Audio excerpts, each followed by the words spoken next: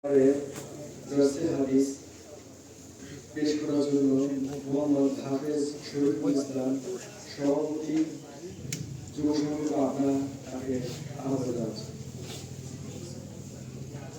যদি কারো প্রশ্ন থাকে লিখিত দিতে পারেন, মতেও করতে পারেন।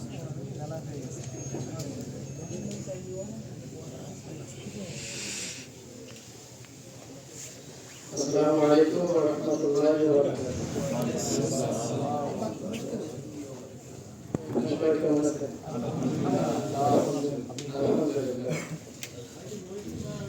আলহামদুলিল্লাহি রাব্বিল আলামিন ওয়াসসালাতু ওয়াসসালামু আলা রাসূলিল কারীম আম্মা বা'দ আউযু বিল্লাহি মিনাশ শাইতানির রাজীম বিসমিল্লাহির রাহমানির রাহিম।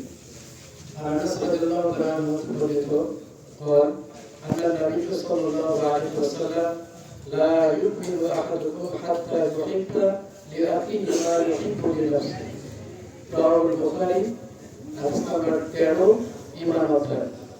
হাদিসের অর্থ আল্লাহ রাসূল সাল্লাল্লাহু আলাইহি ওয়াসাল্লাম বলেছেন, তুমি ততক্ষণ পর্যন্ত পূর্ণ ঈমানদার পূর্ণ মুমিন হতে পারবে না যতক্ষণ না তুমি তোমার নিজের জন্য যা পছন্দ করো তোমার অপর ভাইয়ের জন্য তাই পছন্দ করো। আল্লাহ রাব্বুল আলামিন এই ছোট্ট একটি হাদিসের ভিতরে আমাদের জীবনের বড় একটি শিক্ষা রয়েছে। আলহামদুলিল্লাহ, কারণ আমি আমার নিজের জন্য কোরআন এবং সুন্নাহর পথ এবং হিদায়াতের পথ পছন্দ করলাম, কিন্তু আমার অপর ভাইয়ের জন্য আমি এটা পছন্দ করলাম না। ব্যাপারটি এমন না। তাহলে আমি ততক্ষণ পর্যন্ত মুমিন হতেই পারবো যতক্ষণ আমি নিজের জন্য যা পছন্দ করবো আমার অপর ভাইয়ের জন্য তাই পছন্দ করবো। এজন্য আল্লাহ রাব্বুল আলামিন আমাদের হাদিস পড়ে আমাদের আমল করার তৌফিক দান করুন। সকলকে আল্লাহ। আসসালামু আলাইকুম ওয়া রাহমাতুল্লাহি ওয়া বারাকাতুহু।